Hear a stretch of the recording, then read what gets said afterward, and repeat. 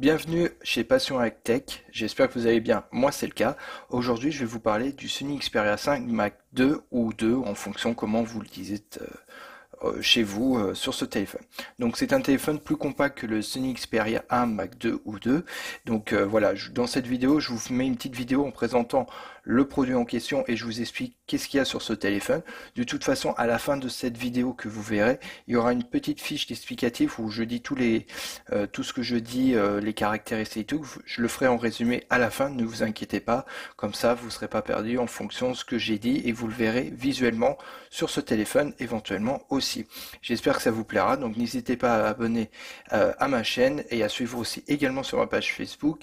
Et je vous dis, on se voit à la fin de la vidéo. À tout de suite.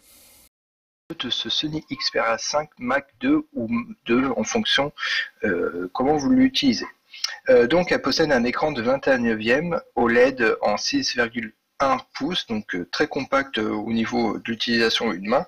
Elle possède un affichage aussi en Full HD+. Elle tourne avec un taux de rafraîchissement de 120 Hz, donc très bien pour la fluidité pour Internet et notamment pour les jeux vidéo, bien entendu. Elle possède un trimodule photo où je le dis notamment triple 12 mégapixels. Pourquoi 12 mégapixels? Parce qu'elle a ultra grand angle de 12 mégapixels, un grand angle de 12 mégapixels et un téléobjectif en 12 mégapixels, donc le triple 12. Elle permet de filmer également en 4K HDR à 120 images par seconde, donc parfait pour faire de très belles vidéos et les regarder notamment. Elle tourne avec un Snapdragon 865, donc très bien en termes de performance et de gestion de batterie. Elle tourne avec 8 Go de RAM, 128 Go de stockage extensible avec une carte micro SD jusqu'à 1 Tera. Elle a aussi une caméra frontale de 8 mégapixels, petite parenthèse. Côté batterie, sa batterie elle est constituée de 4000 mAh avec une charge rapide, donc pour vous donner une idée, en 30 minutes elle est chargée à 50%. Et il y a également une possibilité d'utiliser une manette PS4 pour jouer par exemple avec Call of Duty mobile ou Fortnite et encore plein d'autres. Elle se distingue en 3 coloris, noir, bleu ou gris, donc en fonction de vos goûts et vos couleurs, vous avez un petit peu de choix au niveau de ça. Donc elle est également IP68, donc très bien pour la poussière et l'eau, réseau 5G, prise jack, Wi-Fi 6, NFC et encore plein d'autres. Qu'est-ce que je pourrais dire par rapport à les côtés positifs sur ce téléphone? Donc c'est un prix abordable. Quand je dis le prix abordable, elle est à 899 € depuis le 16 octobre, contre par exemple 1200 € pour le Sony Xperia 1 Mark II. Donc elle est beaucoup moins chère et donc beaucoup plus compacte, comme je disais, d'un point de vue design. Elle permet d'avoir un ralenti vidéo de 4K en 120 FPS, donc 120 images par seconde, un taux de rafraîchissement en 120 Hz contre 60 Hz pour le haut de gamme de chez Sony, donc le Xperia 1 Mark II, donc très bien en termes de fluidité. Elle possède une meilleure autonomie que l'Xperia 1, donc au niveau de la batterie notamment.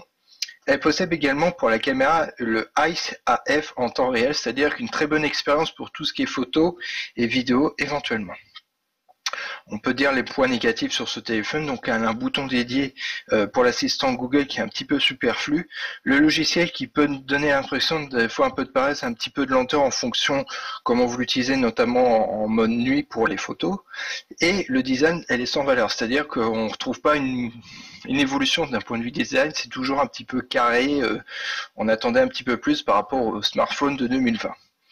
Malheureusement aussi, il n'y a pas de charge sans fil sur ce modèle-là, donc malgré que ça se démocratise, notamment chez Samsung avec le charge sans fil et le charge sans fil inversé, notamment.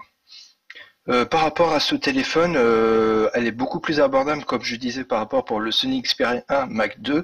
Donc pour les aficionados qui veulent un téléphone compact de chez Sony, je vous conseille vivement d'y aller sur ce modèle-là. Vous ne serez pas déçus d'un point de vue performance et aussi au niveau des jeux.